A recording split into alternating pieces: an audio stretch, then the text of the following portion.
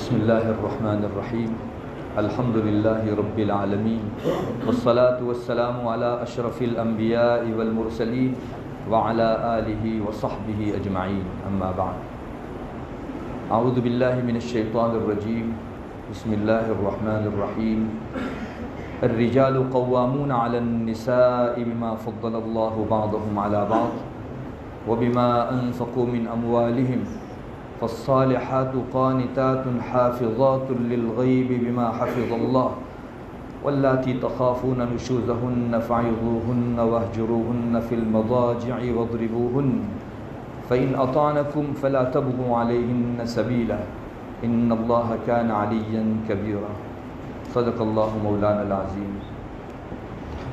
معزز و محترم حضرات علماء کرام، میرے دینی بھائیوں، دوستوں، بزرگوں، اسلام کی خوبیوں میں سے ایک یہ بھی ہے کہ اس نے دنیا والوں کو ایک ایسا بہترین معاشرتی اور گھریلو نظام دیا جو بہت صاف ستھرا اور نکھرا ہوا تھا. جاہلیت کے دور کی گھریلو شکلیں ایسی تھیں کہ ہم لوگ سوچ بھی نہیں سکتے. گھروں کے اندر لائی جانے والی خواتین کے اوپر ظلم کی ایسی ایسی صورتیں ہمارے سامنے قرآن و حدیث میں آتی ہیں کہ اللہ کی پناہ. ایک دو ایگزامپل ذکر کر کے آگے بڑھوں گا. ان کے یہاں ہوتا یہ تھا کہ اپنے ابو کی وفات ہو گئی، والد کی وفات ہو گئی، تو اس کی سیکنڈ وائف کو بچے میراث میں لے لیتے تھے.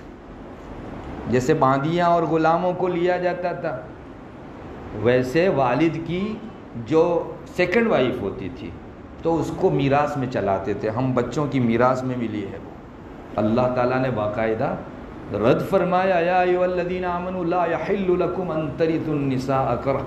یہ زبردستی کسی کو میراث میں لے لینا، باندی تھوڑی ہے، تمہارے والد کی وائف ہے وہ، لیکن میراث میں زبردستی لے لیا کرتے تھے. ظلم کی ایک شکل یہ تھی، مرد اپنی بیوی کو طلاق دیتا، عدت گزرنے کے قریب ہوتی واپس لے لیتا نکاح میں، پھر طلاق دیتا کچھ مدت کے بعد. عدت بالکل قریب ختم ہونے کو ہوتی، عورت کو تھوڑی سی یہ دھارس ہوتی کہ ابھی تو چھٹکارا ملنا ہے، خلاصی ملنی ہے، پھر واپس رجوع کر کے لے لیتا. ایسا 50 مرتبہ انسان کرتا، اس کی زندگی اجیرن بنا کے رکھ دیتا. شریعت نے ایسے ایسے اصول قائم کیے کہ سارے ظلموں کی روک تھام ہو گئی. زیادہ سے زیادہ 3 طلاق، کوئی کھلواڑ نہیں کر سکتا.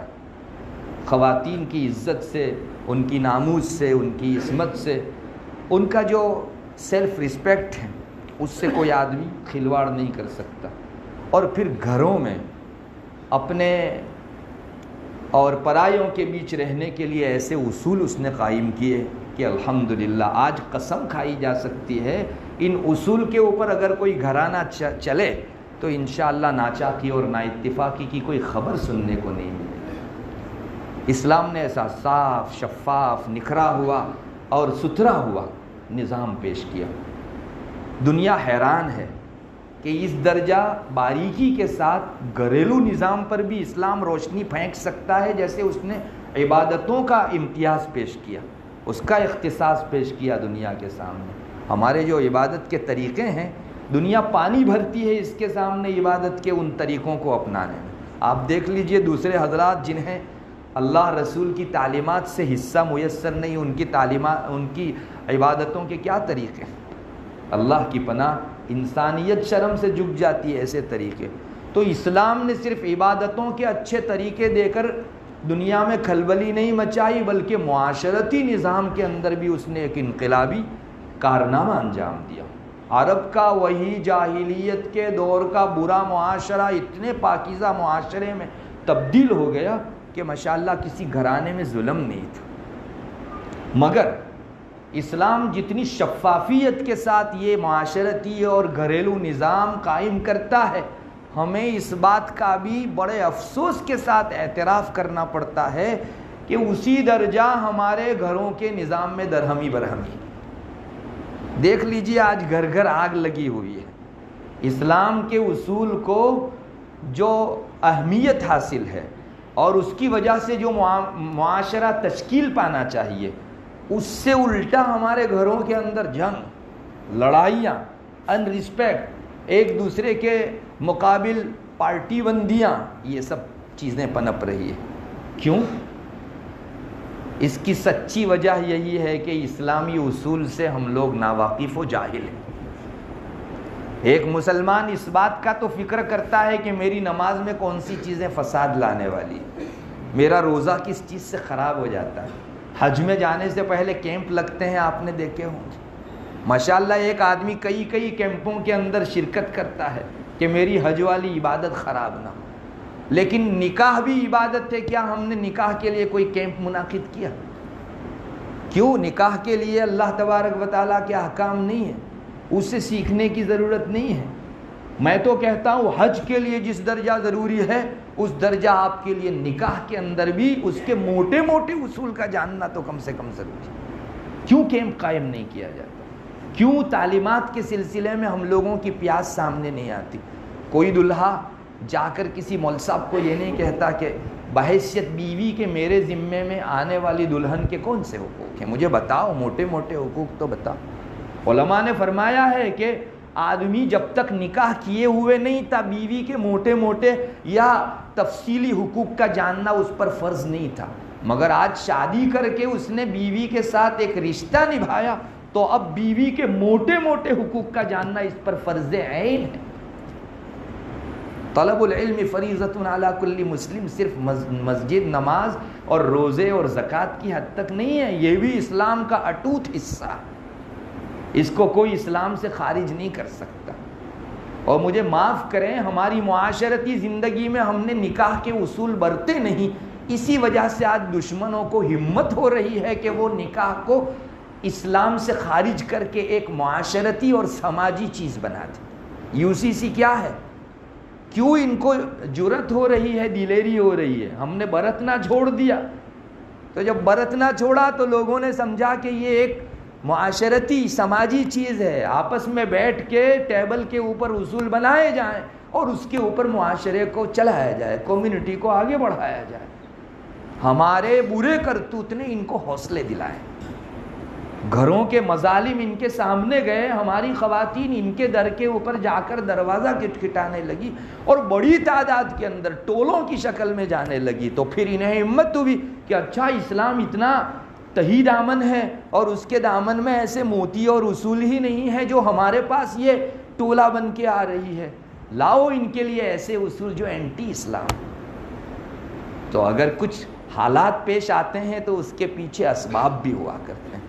بہرحال مجھے اس بات کا کھلے دلوں اعتراف کرنا ہوگا کہ میرے معاشرے میں آج اتنی استواری پیدا نہیں ہو پائی ہے. میرا معاشرہ جس ڈگر کے، جس کتب کے اوپر، جس دھری کے اوپر استوار ہونا چاہیے تھا نہیں ہو پایا ہے. ورنہ ساس بہو کی لڑائی کے اتنے قصے پیش نہ آتے.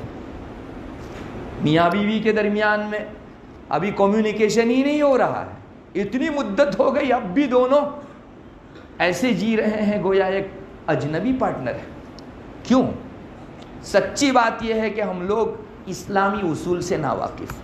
سیدھی بات. اگر مجھے اسلامی اصول کا پتہ ہوتا تو میں جیسے نماز میں ان اصولوں کو، قواعد کو نبھاتا ہوں، احکام کو، مسائل کو برتتا ہوں، ویسے میری معاشرتی اور نکاح والی گھریلو زندگی میں بھی اس کو نبھاتا ہوں. ایسا بھی نہیں ہے کہ اسلام نے کھول کھول کر انہیں بیان نہیں کیا، بہت واضح طریقے پر ارشادات موجود ہے. آپ کو اپنی زندگی کے کون سے مرحلے کے لیے حکم چاہیے ہے، آپ آواز تو کرو. تفصیلی اور نہایت ہی گہری تعلیمات شریعت کے اندر موجود ہے. بڑے افسوس کے ساتھ کہنا پڑتا ہے، پہلے دارالفتاؤں کے اندر بہت سارے گھروں سے یہ بھی سوالات جاتے تھے کہ ہمارے گھر کے اندر ایک خاص قسم کا قضیہ پیش آیا تو اس میں شریعت کیا رہنمائی کرتی ہے، مجھے کیا کرنا چاہیے، کس چیز سے بچنا چاہیے، یا ساس یوں کہتی ہے، بہو یوں کہتی ہے، حق پر کون ہے. الحمدللہ ایسے سوالات کی بھی ایک تعداد دارالفتاء میں رہتی تھی. اب ختم ہو گیا وہ سب. میں تو تھوڑا سا صاف کہوں گا کہ سیریلوں نے یہ جگہ لے لی. موویز میں دیکھ کر آج ہمارے گھر کے انتظامات ہم لوگ طے کرتے ہیں کہ کیسے رہنا چاہیے، اور بڑی پری پلان یہ موویز اور سیریلیں اور فلمیں پھیلائی جا رہی، اور ہماری خواتین تقدس کے ساتھ اس کو دیکھتی ہے، گویا کوئی ایک اچھا حکم ہم لوگ معلوم کر رہے ہیں، اور وہیں سے سیکھتی ہیں۔ ساس کی کوئی بھی بات جو ہے اگر تمہاری طبیعت کے خلاف وہ چلانی نہیں ہے تو بہو جو ہے وہ فٹاکڑی بھابھی بن جاتی ہے۔ کبھی کبھی جو ہے وہ ساس اپنی بہو کے خلاف اس طرح کی باتیں کرتی ہے جو سر تاسر ظلم ہے۔ اللہ کے نام پر لائی ہوئی اس بہو کے ساتھ اس طرح کا ظلم ایک گھڑی نہیں چلایا جا سکتا۔ یہ سب کہاں سے سیکھیں ہم لوگ؟ موویز سے، سیریلوں سے، جبکہ یہ سورس تھا ہی نہیں ہماری تعلیمات کا۔ ہمیں اسلام سے سیکھنا چاہیے تھا، رسول اللہ صلی اللہ علیہ وسلم کے پاس سے جو تعلیمات ہم کو پہنچی ہے اس سے سیکھنا چاہیے تھا۔ میرے بھائیوں، اگر اس پر قابو نہیں پایا گیا تو افراتفری کی اور شکلیں دیکھنے کو ملے گی، اور ہم اپنے کرتوت کی وجہ سے اسلام کو بدنام کرنے والے ہوں گے۔ یاد رکھو، آج لوگوں کی زبان پر آ گیا کہ کیا اسلام میں ایسا کوئی اسٹیبل نظام نہیں ہے جس کی وجہ سے گھر گھر آگ لگی ہوئی ہے؟ نہیں، وہ تو میرے کرتوت کی وجہ سے گھر میں آگ لگی ہے۔ اسلامی اصول تو ایسے تھے کہ جو جھگڑوں اور قضیوں کو ختم کرتے تھے۔ اللہ مسلمانوں کو سمجھ عطا فرماوے۔ میرے بھائیوں، بہت ضرورت ہے اس بات کی کہ کم سے کم میں ان چیزوں کو جانوں اور ان پر عمل کروں۔ گھر کا بڑا اس بات کا بھی ذمہ دار ہے کہ میرے گھر کے اندر نکاح کے حوالے سے کوئی بے اصولی خلاف شریعت کوئی چیز نہیں چل رہی، اور اگر نہیں کرتا وہ تو اللہ تبارک و تعالیٰ کے یہاں وہ ذمہ دار ہے، کل کو اس سے خوب پوچھا جا سکتا۔ میرے بھائیوں، ہمارے یہاں ایک مینٹالٹی یہ ہے کہ بہو آئی اس کو سیدھی کر کے رکھ دیں گے۔ ہمارے یہاں مقدمات آتے ہیں تو بعض زبان سے کہتے ہیں کہ اس کو ایسی سیدھی کر دیں گے کہ معاشرے میں سب سے سیدھی خاتون وہی۔ رسول اللہ صلی اللہ علیہ وسلم نے اس کی شیہی کاٹ دی۔ حجۃ الوداع کے موقع سے ایک بہت بڑے مجمع میں آپ نے یہ بات ارشاد فرمائی تھی کہ عورت ٹیڑھی پسلی سے پیدا ہوئی ہے، اور ٹیڑھی پسلی میں بھی سب سے زیادہ ٹیڑھی جو اوپر والی یہ پسلی ہے نا، وہ سب سے زیادہ ٹیڑھی ہے۔ یہاں تو کچھ سیدھا پن بھی ہے چونکہ اس کو موقع ملتا ہے تھوڑا بڑی ہونے کی وجہ سے، اس سے زیادہ ٹیڑھی پسلی کوئی نہیں، اور عورت اس پسلی کا نشان ہے، اس کا عنوان ہے عورت۔ کیا فرمانا چاہتے تھے؟ بلکہ آگے آپ نے ہمارے ذہنوں کے حوالے بھی نہیں کیا، خود ہی فرما دیا کہ اس کو اگر سیدھی کرنے جاؤ گے تو توڑ دو گے۔ اب میں پوچھتا ہوں، گھروں کے اندر یہ جملہ جو کسا جا رہا ہے اس کو سیدھی کر کے رکھ دیں گے، فطرت سے لڑائی ہے ہماری۔ کیا ہم کو اللہ نے جس فطرت پر عورت کو ڈھالا ہے اس سے لڑائی کرنی ہے؟ کسی نے آج تک یہ تو نہیں کہا کہ پہاڑ کو روئی بنا کر ہم پھو کر کے اڑا دیں گے۔ ایسی ہی چیز ہے، بیوی کو سیدھی کر دیں گے، خاتون کو بالکل جو ہے سیدھی کر کے رکھ دیں گے۔ اللہ رحم فرمائے، یہ تعلیمات رسول ہیں اور یہ ہمارے گھر کے جملے ہیں۔ اور ایک بات دوسری میں آپ کو بتاؤں، یہ پسلی ٹیڑھی ہے نا، تو ایک ہمارے یہاں یہ کروڑ رجو ہے، ریڑھ کی ہڈی ہے بالکل، اس کے حق میں بھی پسلی ٹیڑھی ہے اور دوسری پسلی کے حق میں بھی وہ ٹیڑھی ہے۔ تو ہمارے یہاں یہ فیلنگ تو ہے، یہ تھنکنگ تو ہے کہ شوہر کے لیے یہ ٹیڑھی ہے، لیکن گھر کی دوسری خواتین، ساس ہے، نن ہے، اور دوسری وہ حضرات کہتے ہیں کہ نہیں، وہ شوہر کے سیدھی ریڑھ کی ہڈی کے حق میں ٹیڑھی ہے، باقی پسلیوں کے حق میں ٹیڑھی نہیں۔ ارے ٹیڑھی ہے تو سب کے لیے ٹیڑھی، ریڑھ کی ہڈی اس کو درست نہیں بنا سکتی تو دوسری ٹیڑھی پسلیاں بھی خود آ رہی ہے، اب بس کوشش نہ کرے کہ اس کو سیدھا کر دے۔ یہ تھنکنگ ہے، ساس بھی نہیں کر سکتی جیسے ریڑھ کی ہڈی اس کو سیدھا نہیں کر سکتی، اس کا حسن ہی ٹیڑھے پن میں۔